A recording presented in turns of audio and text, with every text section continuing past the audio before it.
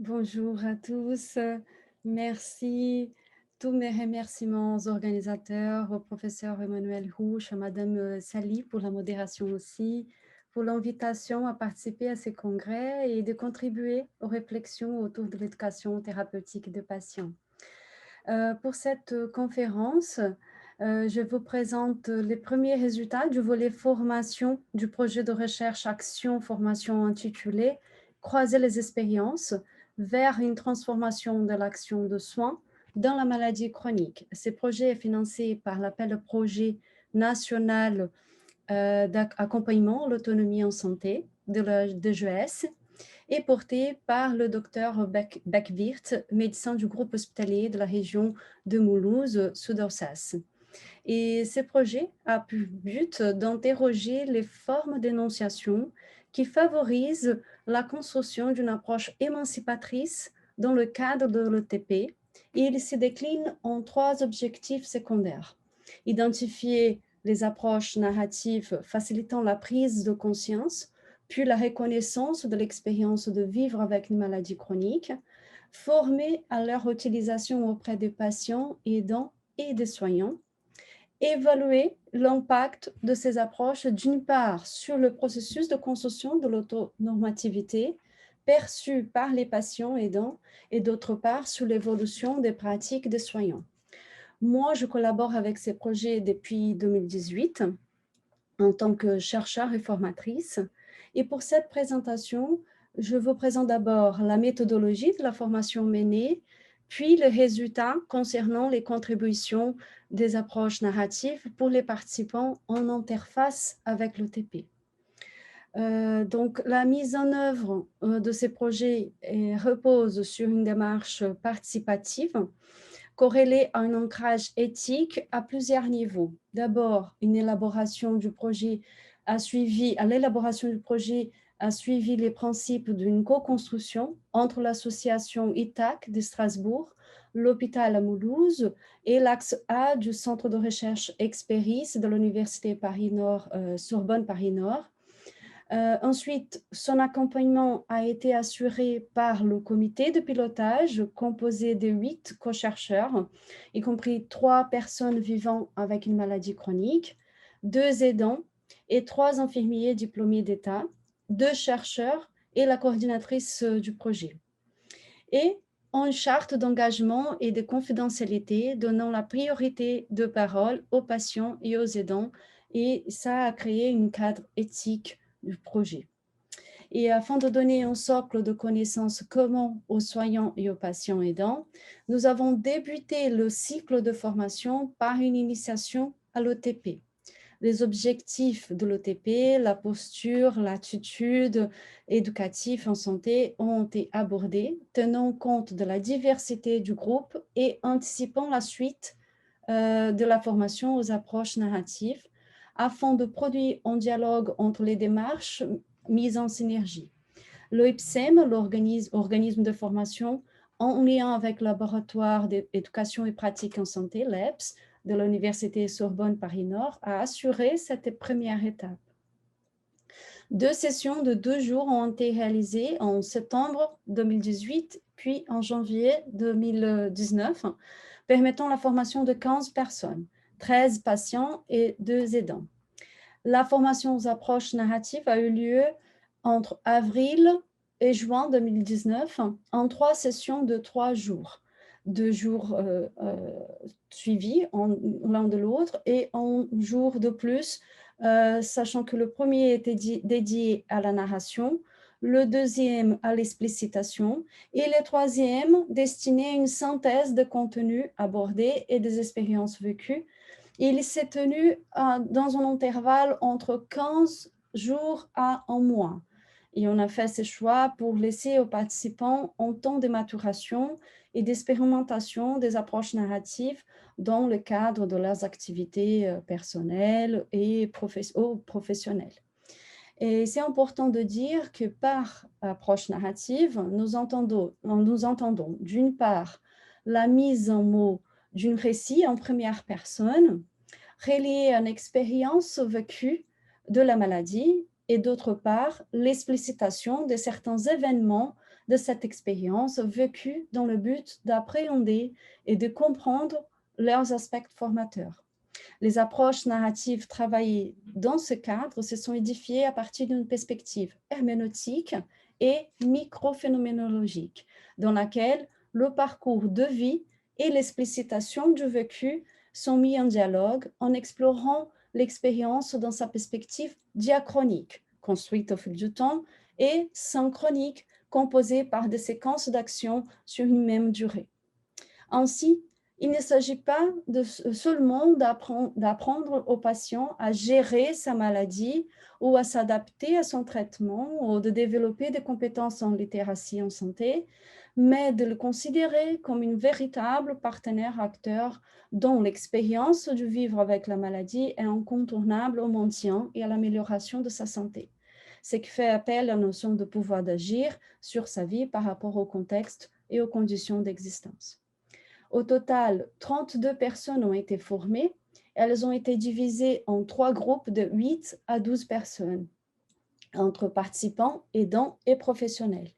Les maladies chroniques concernées ont été les diabètes, les maladies cardiovasculaires et AVC, maladies VIH, maladies neurodégénératives, maladies orphelines, usage de substances psychoactives, cancer, insuffisance rénale. Et l'âge des participants s'étale entre 25 et 75 ans, avec une moyenne d'âge inférieure à 40 ans. Et les approches narratives ont été présentées aux participants avant de l'initier à leur utilisation dans une double perspective. D'abord, faciliter l'expression de l'expérience des patients aidants afin de verbaliser les apprentissages en lien avec la maladie dans un contexte de programme éducatif. Et en miroir, observer l'évolution de l'attitude de soins ou d'accompagnement des soignants.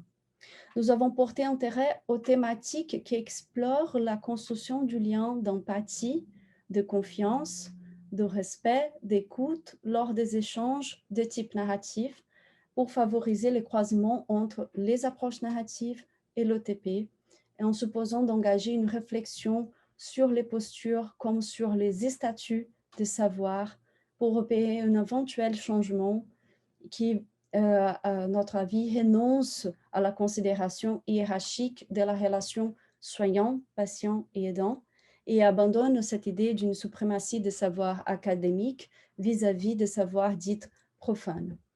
Et l'enjeu démocratique va ainsi de pair avec une redistribution des statuts de reconnaissance de savoir. Et pour tout cela, notre pédagogie s'inspirait des approches émancipatrices de Paulo Freire, des pédagogies actives et de relations d'écoute-empathie.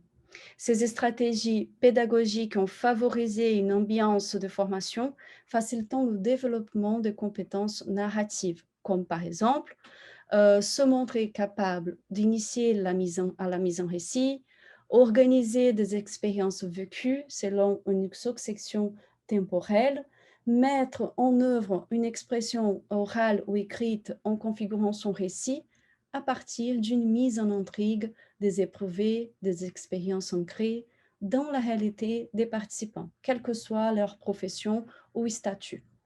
Ils ont ainsi pu réfléchir à des situations réelles vécues au sein du système de santé et porteuses de sens et de trouver des points de convergence et de divergence.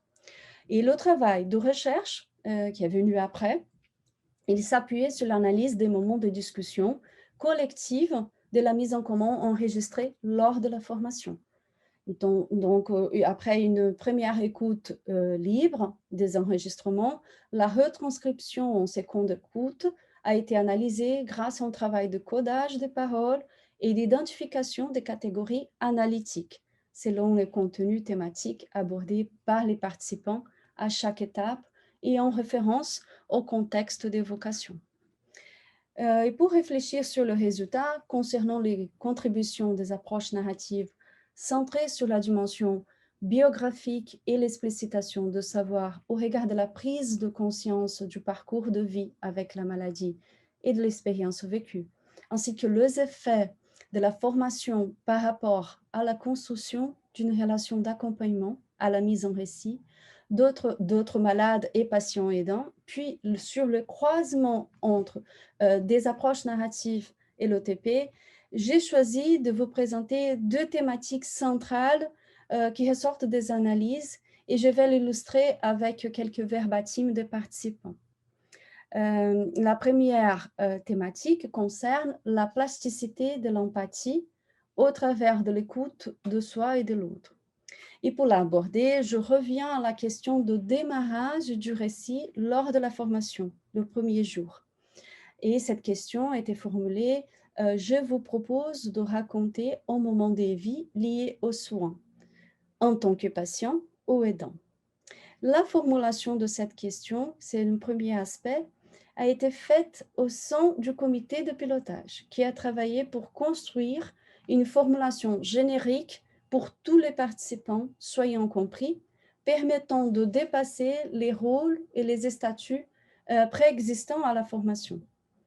Choisir au moment de leur vie liée aux soins a conduit les participants à revenir sur une expérience vécue et à la partager avec l'autre membre du groupe en binôme. Ces échanges, selon une approche compréhensive qu'on a développée, on a construit dans le cadre pédagogique de la formation, non directive aussi, et au sein de cette atmosphère de confidentialité, s'inscrivent dans le cadre de la cohérence instaurée entre la formation dispensée et la mise en œuvre de la charte éthique que je viens d'évoquer. Et ça a contribué à susciter un sentiment de reconnaissance de soi et de l'autre en référence à Ricoeur. Et là, je cite une soignante. Lorsque je racontais, je me suis sentie écoutée, compte tenu du regard, de la posture et des questions posées par l'autre. Se mettre à l'écoute de l'autre apparaît pour un patient enrichissant, mais aussi, pour lui aussi, assez bouleversant, en raison de la prise de conscience de ce que le récit de l'autre apporte à celui qui écoute. Dans une attitude compréhensive, l'écoute se révèle essentielle à la mise en récit, car elle suppose l'accueil de l'autre et de son histoire. Et la pertinence de former ensemble patients, aidants et soignants apparaît dès lors que l'on considère que l'expérience de la mise en récit a des répercussions sur les pratiques de soins ou d'accompagnement. Là, je cite une soignante, « Ma difficulté est de synthétiser. » Et avoir vécu cette difficulté permet de réfléchir sur la difficulté du patient. L'exercice consistant à se mettre à la place d'un écoutant et d'un racontant ouvre à la prise de conscience que la co-construction de savoir s'opère lors des échanges réalisés dans un tel cadre et bénéficie tant aux uns qu'aux autres. C'est qu'exprime un patient lorsqu'il exclame « En termes de congruence, on se retrouve ». Le dire d'un binôme composé par une soignante et une patiente a mis en avant le potentiel d'apprentissage avec le récit de l'autre, quand bien même ils apparaissent éloignés de son univers propre, comme s'il existait une circulation de savoir. Pour la soignante qui a dit « Je ne sais pas ce que j'enduis, mais j'ai vécu un joli moment avec elle. » Et la patiente « Je suis d'accord avec elle. C'est quand même incroyable. C'est qu'on a des choses en commun. Par exemple, l'écoute de médecins. On se sentait d'autant plus comprise. » Cet engagement via la mise en récit construit une pratique basée sur l'écoute, l'accueil et le dialogue, qui humanise et rend les rencontres formatrices. Je cite un patient pour qui la mise en récit, c'est de l'humanité. On met de l'humanité là où elle est retirée. Cependant, écouter, être écouté et se mettre à la place de l'autre en sachant qu'il n'en y est pas, ce n'est pas sans poser question. Par exemple, l'un des patients formé à la hypnothérapie, pourtant habitué aux situations d'interlocution, se sentit moins acteur de l'entretien lorsque son binôme a déroulé son récit d'une façon fluide, sans faire place au questionnement. Ces moments repris lors de la mise en commun a permis une prise de conscience de ce que signifie être acteur d'un entretien. Et là, je cite ces patients hypnothérapeutes, c'est laisser le patient s'exprimer, ne pas intervenir, et ne pas juger le non-verbal, mais le contextualiser. Pour d'autres, la difficulté s'est posée lorsque la peur de toucher une zone sensible, voire intime, a émergé, ou bien encore lorsque le risque de se confronter à l'émergence d'émotions contagieuses est paru. Là, je cite un patient, j'ai eu du mal à écouter, on se connaissait, j'ai eu des difficultés de poser des questions pour ne pas aller trop loin. Et là, je cite le soignant, ce qui peut être difficile, c'est justement ne pas être submergé sur l'émotion, puisqu'il y a un accompagnement qui a été fait pendant un petit bout de temps et je vais vraiment pris sur moi pour ne pas montrer quoi que ce soit. Et ça m'a permis vraiment de comprendre ce qui a été important pour elle et d'écouter tout ce qu'elle m'a raconté et de lever certaines choses pour pouvoir reprendre certains éléments de son histoire avec elle. Ainsi, l'exercice a mis en lumière la nécessité de porter attention à soi pour savoir jusqu'où aller avec la personne accompagnée.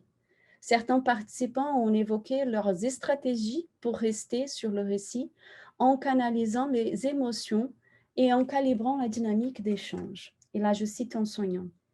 Comme je me suis concentrée sur ce que je voulais raconter et comment je voulais raconter, ça permet de structurer le récit et d'être moins dans l'émotion, dans les sensibles. L'effort consistant à rester sur le récit, dans une écoute accueillante, laissant à l'autre la liberté de s'exprimer, se révèle un apprentissage important dans la construction de l'accompagnement éducatif. Mettre en œuvre des entretiens narratifs biographiques engage de savoir-faire et de savoir-être effectif. Les soignants entrant en relation ont observé la force du processus de socialisation permettant de développer une pratique concrète et réfléchie. Et là, je cite un soignant. En tant que soignant, on n'a pas l'habitude de se raconter. Et pour l'autre, nous, les soignants, nous n'avons pas l'habitude de nous raconter. Peut-être qu'il fallait nous raconter nos journées. Du coup, avoir vécu l'expérience de la mise en récit en se confrontant au manque d'habitude de narrer ces pratiques permet aux professionnels de comprendre le travail d'ordonnance des faits vécus selon une ligne temporelle afin de le rendre intelligible pour autrui, sans négliger les éventuelles difficultés à le revenir certains moments. Ces difficultés ne sont pas seulement d'origine émotionnelle, les mots peuvent aussi manquer ainsi que le souvenir précis que l'on a, mais la confrontation entre la dynamique d'une parole construite autour d'une anamnèse et celle qui donne lieu au récit peuvent dévoiler aux professionnels le manque de certaines compétences liées à la narration de soi, qui par-delà les difficultés langagières éventuelles peuvent être en lien avec un manque de sollicitation en rapport avec un état professionnel ou bien un mode d'éducation dans lequel parler de soi sera considéré comme une déplacée. Les professionnels pourtant engagés dans la formation aux approches narratives évoquent un sentiment de transgression pour signifier combien ils ont intériorisé le regard de leur père sur cette pratique hors norme, voire, entre guillemets, anormale. Là, je cite un soignant, « Je laisse la personne se raconter et ça prend du temps. Et je me sens dans la transgression de ce qu'est être professionnel. » Ces aspects ont été soulignés dans les 3 groupes de la formation et les professionnels ont également évoqué les bénéfices qu'il y a de se raconter. Là, je cite une soignante. Le fait de se raconter est presque un cadeau et que l'autre, du coup, ne pouvait que être bienveillant avec nous. Pour un soignant, autant en écoutant qu'en racontant, ça nous a apporté quelque chose de très fort. Cette analogie entre se raconter et un cadeau renvoie à la métaphore du don et contre-don présente dans les échanges Selomos et corrobore l'idée des processus de conscientisation. Et là, je cite un patient, « On se rend compte des choses à force de parler. » Compte tenu du lien de confiance et de l'ambiance favorable à la narration, les participants ont identifié des perspectives nouvelles offertes par le retour sur les expériences vécues. Là, je cite en passant, cela ouvre de nouvelles portes, même depuis 6 ans de l'événement. Le positionnement du sujet est différent de celui occupé lors de l'événement, ce qui permet une prise de conscience sur d'autres aspects de l'expérience. Faire un retour sur l'expérience permet à chacun, comme on dit en soignant, un nouveau regard par rapport au vécu et, selon un patient, en reparlant, je vois sur un autre angle. L'élargissement de la perception du vécu ouvre un espace d'où peut émerger une nouvelle prise de conscience, favorisant ainsi l'élaboration de l'expérience en apprentissage. La mise en récit est un processus qui comporte donc 2 dimensions, une dimension intrapersonnelle au narrateur, d'élaboration psychique et cognitive du vécu, et une dimension interpersonnelle, où le récit prend forme à travers les interactions avec l'interlocuteur. Entre ces 2 dimensions, une distance plus ou moins grande existe qui dépend du cadre construit et de la relation établie. Le premier jour de la formation a mis en lumière combien le travail autour de ces dimensions peut devenir une manière d'être en relation en soi, en étau qui conduit une pratique de soins, voire d'auto-soins. Ces partages se montraient fructueux pour tous. Les professionnels s'enrichissent du récit des patients en approfondissant la compréhension de leur vécu, tout en révisant leur propre pratique en écho à soi, et les patients aidants se sentent d'autant mieux compris et associés à leurs soins. Je passe alors à la deuxième thématique qui concerne le croisement de la narration, l'explicitation et les diagnostics éducatifs. Et le troisième jour était dédié à la synthèse des contenus abordés et au croisement exactement entre narration, explicitation et diagnostic éducatif. Et ça s'avérait un défi au regard de la diversité d'expériences partagées. Nous avons donc construit un support permettant aux participants de réfléchir aux apports de récit et à l'explicitation à l'ETP. Les binômes avaient pour recommandation de reprendre le récit et les explicitations d'un moment cible afin d'identifier les contenus permettant de répondre aux questions de construction d'un diagnostic éducatif. Et le travail d'analyse des enregistrements a montré combien le lien de confiance construit en amont et tout au long de la formation a favorisé les échanges. Là, je cite un patient, la relation de confiance établie depuis la première séance permet de se sentir plus à l'aise. Ça vient tout seul. Pour m'exprimer, il faut que je sois en confiance face à la personne ou au groupe. Et pour une soignante, on se connaît et cela engage certains effets. Rend fluide. Elle n'a pas été, le participant de son binôme n'a pas été obligé à me chercher dans son récit figé. Ces propos valident notre démarche de formation dont nous avions pensé qu'en facilitant la construction des liens de confiance entre les participants, elle favoriserait la mise en récit et la possibilité de travailler et apprendre ensemble. Contribuer à la construction d'un cadre d'échange permet de rapprocher les participants par-delà la difficulté de leur récit de vie personnelle ou professionnelle. Là, je cite une patiente, « Le cadre important. Je ne pense pas que je me serais livrée sans ces cadres-là. » Expérimenter l'élaboration du cadre et les effets du sentiment de confiance permet donc de valoriser la place de chacun dans le cadre de l'accompagnement qui vise le soin.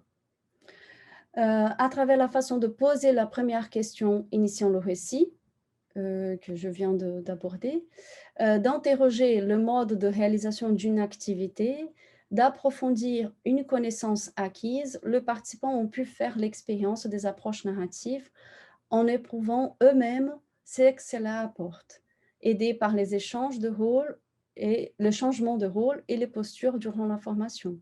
Et c'est que le on de soignant dit, c'est le patient qui nous guide de par sa position, sa mimique. Les choix de commencer la formation par la narration et non par l'explicitation avaient pour but de valoriser le parcours de vie en tâchant de faire émerger les apprentissages liés aux expériences. Il ne s'agissait pas d'établir une hiérarchisation entre narration et explicitation, mais de montrer que tout apprentissage est relié à une expérience vécue dans un parcours de vie et qui a besoin de se raconter pour être appréhendé comme tel. Et là, je cite une soignante, « C'est facile de choisir le moment de demander l'explicitation en partant du choix de repérer ce qui était plus facile ou plutôt rassurant. » Comme cela fut souligné par une soignante, la relation entre le récit du parcours de vie et les apprentissages laisse des traces perceptibles dans le parcours qu'il est possible d'explorer grâce à l'explicitation. Là, je cite une soignante, « L'articulation entre récit et explicitation permet à la personne d'aller plus loin dans son récit et de mieux comprendre l'histoire. Ça permet de chercher ailleurs et de mieux comprendre. Et pour un patient, c'est plus fluide et naturel. On trouve le comment sans poser trop de questions. Ça émerge, quoi. Ces éléments peuvent être reproduits dans les contextes de travail relevant de l'OTP, compte tenu de l'engagement des participants dans les programmes déjà existants ou en projet. Pour un soignant d'ITAC, l'association de Strasbourg, malgré l'absence d'un programme d'OTP formel dans l'institution, la formation a mis en évidence l'application des approches narratives à l'OTP. Là, je cite un soignant, « À travers cette technique des approches narratives, on essayait de balayer les thématiques. Moi, je ne m'attendais pas que cette technique pourrait convenir à l'OTP. » L'exemple du diagnostic éducatif en tant qu'étape de l'OTP prend avec les approches narratives d'autres dimensions. Le récit du patient, ses savoirs, ses apprentissages des, sur et avec la maladie s'impose. Cette étape de l'OTP prend un autre sens avec l'importance de la relation de confiance établie avec les patients. Là, je cite une soignante, « C'est plus sympa de s'attacher à ce que le patient a dit et de ne pas mettre les questions en amont. C'est plus fluide. » Les informations utiles au diagnostic éducatif émergent plus aisément, comme l'a fait remarquer une autre participante soignante aussi. Il avait des zones pas explorées et d'autres, oui. On avait déjà beaucoup de réponses aux questions. Ce constat, évoqué par plusieurs participants, a remis en cause la construction habituelle de l'accompagnement guidé par un questionnaire oral préétabli. Et là, je cite une autre soignante, « En permettant à l'autre de se raconter, on peut tout remplir après. » Le croisement entre narration, explicitation et l'OTP permet donc au diagnostic éducatif d'apparaître comme le résultat d'un processus d'écoute, de partage, de construction de liens de confiance grâce à l'implication du patient et du soignant. Et pour conclure, cette recherche permet de proposer de nouvelles approches en faveur d'un travail collaboratif en OTP, s'appuyant sur la dimension relationnelle et l'écoute. Des formes de médiation émergent capables de saisir les dimensions de la vie avant et après la maladie, tout en étant formatrices pour les personnes concernées. Les approches narratives conçues dans le cadre du projet permettent de passer d'une visée d'information à une visée dialogique et formative où la relation, la dimension éthique et la transdisciplinarité sont fondamentales. Les collaborations réalisées au cours des différentes étapes du projet ont été possibles grâce à la démarche participative et aux échanges interdisciplinaires et interculturels soutenus par les membres du comité de pilotage et du comité scientifique au-delà des domaines de connaissances ou des acteurs. Le suivi de la mise en place du projet par le comité scientifique a permis de réviser certains choix initiaux en s'appuyant sur les discussions du comité de pilotage pour proposer d'adaptation jusqu'à proposer même 2 journées complémentaires à la formation. Parce qu'on a repéré des aspects à travailler davantage et qui n'ont pas été inclus au début dans la formation. Ces 2 journées de formation, une était réservée aux patients et aux aidants, centrée sur leurs besoins spécifiques d'intervenants non soignants en OTP. Et cette journée a permis de souligner leur souhait de vie, de voir leur rôle social d'accompagnement éducatif reconnu. Et l'autre, destiné à tous les participants du projet, et qui a permis de présenter la démarche d'analyse de pratiques réflexives. Ces journées feront l'objet d'une publication future, nous pensons, mais malgré les limites et difficultés traversées par le projet, surtout à partir de l'année passée avec la pandémie, ces programmes de formation aux approches narratives basées sur le récit et portant sur le vécu de la maladie et des apprentissages acquis, leur explicitation permet de valoriser le travail d'accompagnement éducatif des personnes. Il constitue également un levier de transformation de la démarche éducative en OTP en permettant à des patients et des aidants de devenir partenaires de soins. Je vous remercie.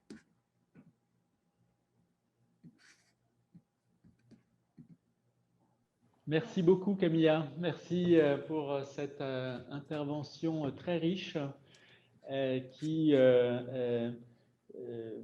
interroge et rend compte d'un projet de recherche autour de l'impact finalement d'une approche et d'un dispositif, alors à la fois d'un dispositif et à la fois d'une approche de la narration et de l'apport que une approche narrative peut donner. Donc on voit bien que c'est en tout cas lié l'un à l'autre.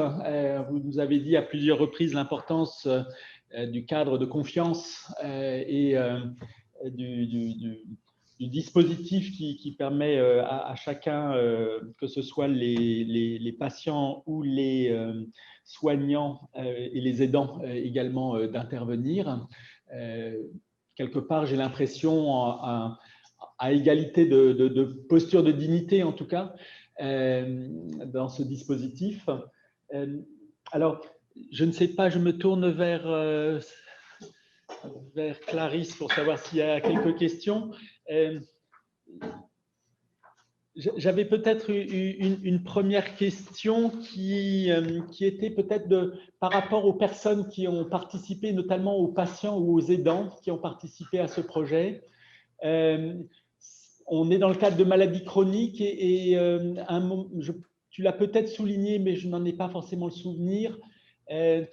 C'est des personnes qui ont déjà un parcours long dans leur maladie chronique ou ça peut être des personnes qui ont un parcours court, si je puis dire, dans leur maladie chronique? Nous avons eu les deux, mais la plupart étaient d'un parcours déjà long dans la maladie. Et certains, ceux qui avaient le diagnostic de maladie VIH, étaient accompagnés par le médecin coordinateur du projet.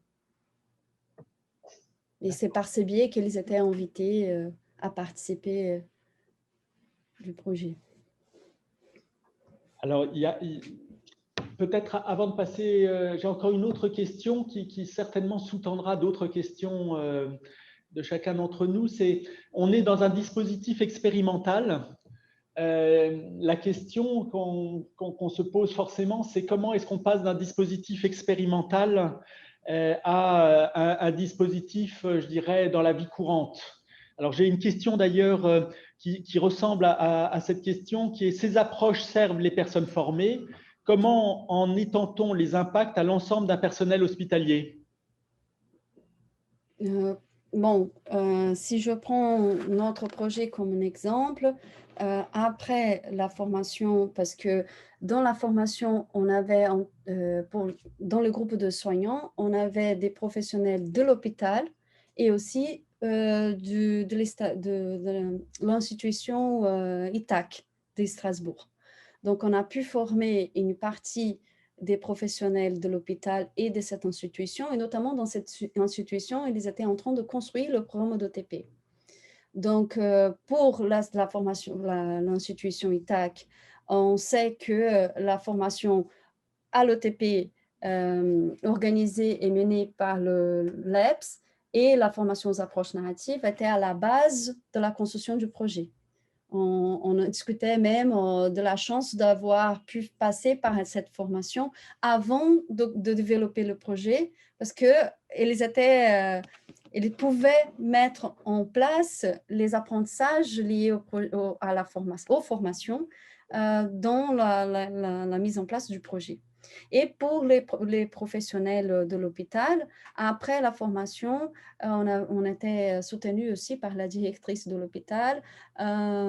Et c'est commencé l'organisation d'une unité en éducation thérapeutique qui a le but dans l'avenir, après tout ce que la pandémie nous impose comme contrainte, de livrer des formations basées sur l'approche qu'on a développée dans ces projets. Donc tout ça, c'est encore en construction parce que les formations, on a fini en 2019. Les 2 journées, la dernière journée, on a fini le 23 novembre.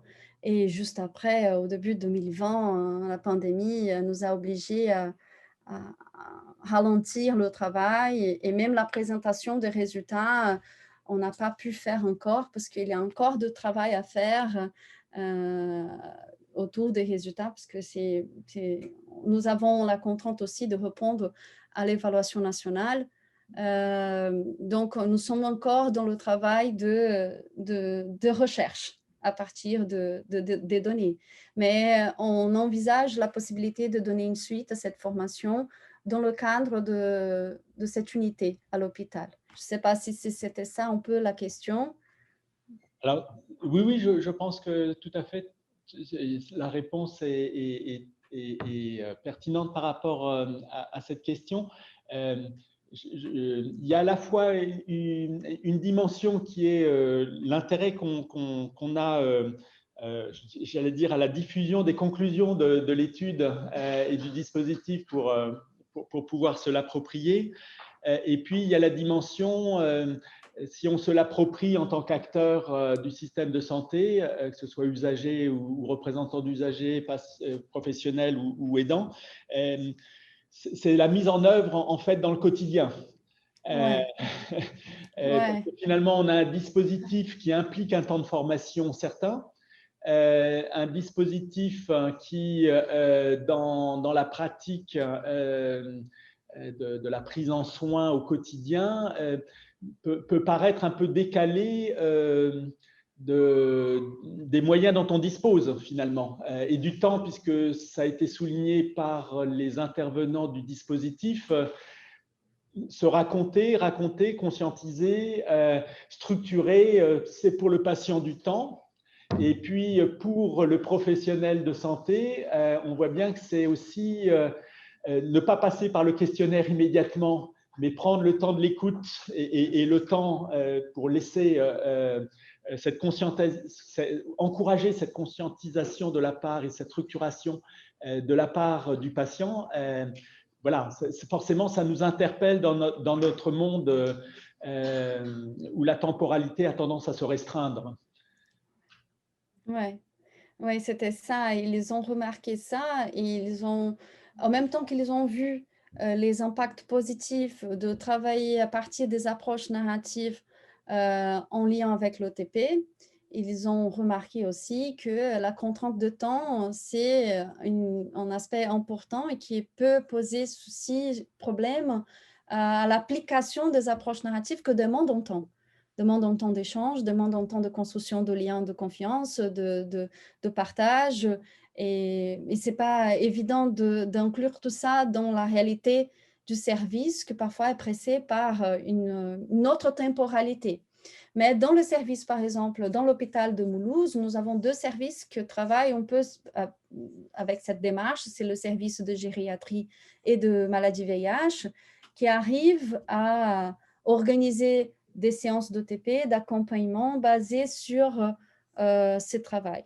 Là, par exemple, une de mes tâches en ce moment en tant que chercheur, c'est d'analyser les 2 groupes, focus group qu'on a menés avec ces 2 services pour évaluer au niveau collectif, en termes d'empowerment collectif, la formation et la mise en place des approches narratives en différents moments de l'OTP, du programme qu'ils développent dans leur service.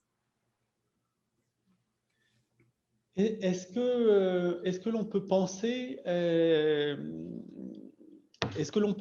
que c'est une approche qui serait plus pertinente en fonction d'un public de patients ou d'usagers particuliers ou d'un public de professionnels de santé particuliers? En d'autres termes, j'allais dire, je pense que la réponse est évidente, mais peut-être qu'il vaut mieux l'expliciter quand même. Est-ce que ça s'applique mieux à certaines pathologies qu'à d'autres, dans votre expérience? Dans notre expérience, comme on a mélangé, on a réuni dans le projet différentes maladies, et en même temps, en termes de professionnels, de catégories professionnelles, on avait médecins, kinés, infirmiers, aides-soignantes, et tous étaient formés ensemble.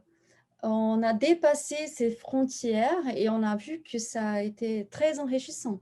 Bien sûr que ça demande une attention particulière de prendre en compte certains éléments pour ne pas vraiment mettre à l'écart certains rôles ou se concentrer seulement sur certains aspects qui sont plus pertinents aux médecins, aux infirmiers ou aux patients.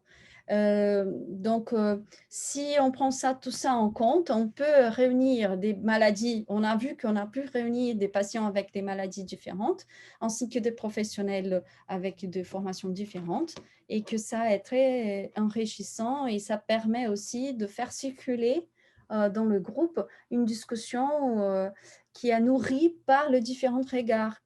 Le regard en tant que patient de différentes maladies, même il y avait, par exemple, 3 patients VIH, une patiente avec une maladie orpheline et un patient âgé. Voilà, tout était mélangé et ça nous a montré que la séparation, elle allait nous empêcher de vivre ces moments de partage riches entre tous. Et on a pu dépasser ces frontières. Et du coup, je pense que cette formation, elle peut prendre des contours différents à chaque application. Donc, si on sait que les professionnels de santé, on va dire, elles sont sur la contrainte du temps et qu'on veut développer ces compétences narratives auprès, par exemple, des étudiants en médecine, c'est parfaitement faisable, même si dans l'avenir, ils vont être sous la contrainte du temps. Mais au moins, ils vont s'approprier de certains éléments, de certaines connaissances pour jouer avec ça dans la réalité et réfléchir à la construction d'un accompagnement en santé qui peut se servir aussi de cette approche dialogique, empathique et d'écoute. Est-ce que je me trompe si je dis que finalement, pour les professionnels de santé en particulier, plutôt que de rentrer immédiatement par le filtre de l'explicitation, il est indispensable et nécessaire de le faire précéder d'un temps d'écoute et de narration? Oui, et pas seulement pour les professionnels, mais aussi pour les patients, pour les aidants. Tous ont vécu cette expérience, de commencer par le récit biographique et ensuite entrer dans l'explicitation et de voir la corrélation entre eux. Et de voir comment l'explicitation d'un apprentissage, d'une compétence, elle est distribuée au cours d'un parcours.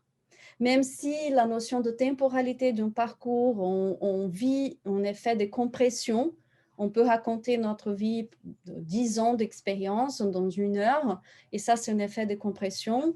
À l'intérieur, on peut choisir les éléments les plus pertinents, à l'OTP par exemple, pour demander l'explicitation et l'apprentissage de cette expérience, de cet élément dans le parcours, mais sans perdre de vue le parcours.